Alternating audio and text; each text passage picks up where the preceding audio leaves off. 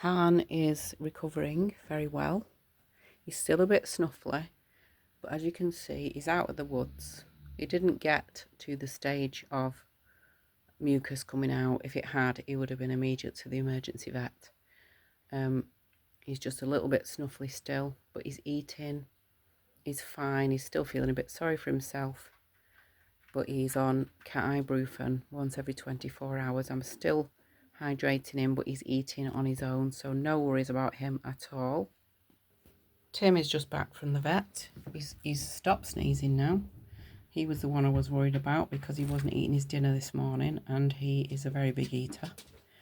The vet said that they are absolutely fine and I did everything right, and that's what kept them alive. So that's why I am sharing what to do, because it works. So I've not got a selfie stick and I need 2 hands to do this properly, but Han often takes it from me anyway. So because he licks it, it's fine to go near the front of his tongue, but generally we go towards the corner of the mouth so we're not squirting down the throat. And all we're giving here is boiled pure water to keep him hydrated. See, he's licking it, so obviously I'm not going to squirt that, I'm just going to drip it out for him to lick. And we want to give at least 1 or even 2 tiny syringes of water. When they are at their worst, dehydrated, not getting up out of the beds to get a drink, you must do this at least every half an hour at the beginning till they start to perk up slightly, because the cats can go downhill really fast. And then I ended up doing it every 2 hours through the night. This is the other night. He didn't need it last night. He was already eating and he'd been hydrated a lot before I went to bed. I had been more worried about Tim because he's a little bit older. He's a little bit more mature, aren't you, Tim?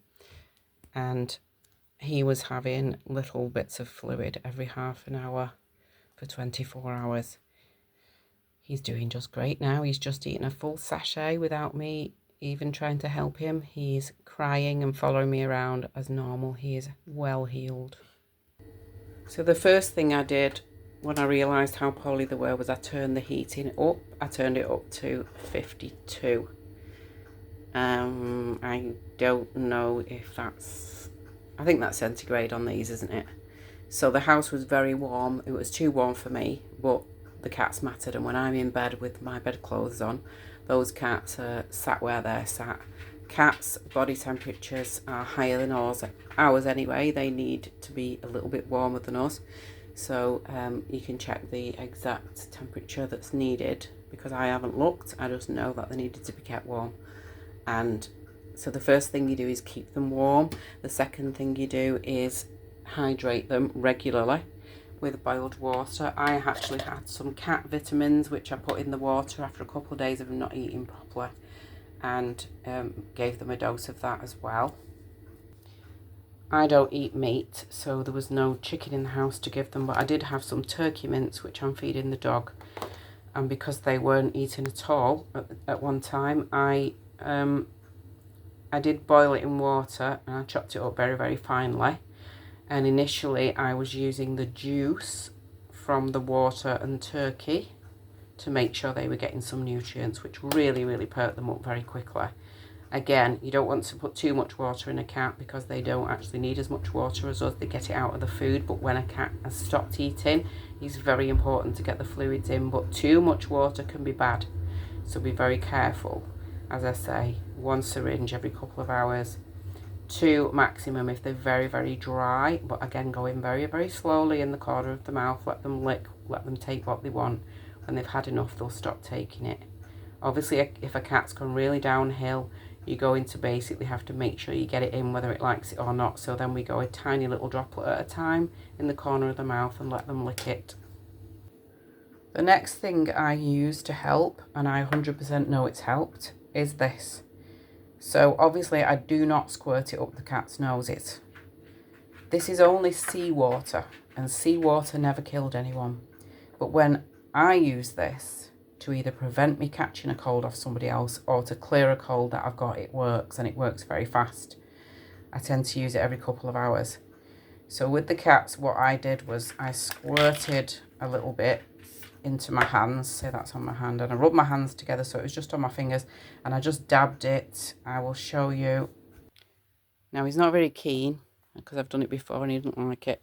I just dabbed it around his little whisker bits, just around the edge there, tiny bit on his nose, so he licks it off. So seawater is obviously very healing, as everybody knows. It can kill viruses, and it does kill viruses, and I do believe it's helped me keep these 3 cats alive. So the first cat, he didn't worry me at all. He was sneezing, he didn't look well, and he wasn't eating. I did these 4 things. I kept the heating on high, I hydrated him, I helped him eat, and I used this version of First Defense, which is seawater, straight seawater. And he was healed within 3 days and absolutely fine. So it was a shock that I'd been out all day, and when I got home, these 2 had gone down with it, Hannah and Tim, and they were really, really bad, really dehydrated. They weren't moving, they weren't going out of the bed to get a drink, and they were refusing food. So when it gets to that, it is an emergency, and you must get them to a vet. So what I am sharing here is, for many reasons, some of us cannot get to a vet at certain times for whatever reason. Some people cannot even afford to go to a vet for whatever reason, but they still want to keep their animals, and there is things that you can do at home to help keep these animals alive. So the vet has said, I'll say again, that I did everything right and saved these cats' lives, and they're all fine now. This one's still a bit snuffly. Tim was worse and he's better now. The vets assured me they're all fine. So please do research everything that I've said just to double check, but going off my experience and what I have done and how I've handled the situation, it did mean a 24-hour vigilant liquid providing, because we're basically mimicking a drip to keep the cats hydrated, but they are worth staying awake for. I'm sure you'll all agree.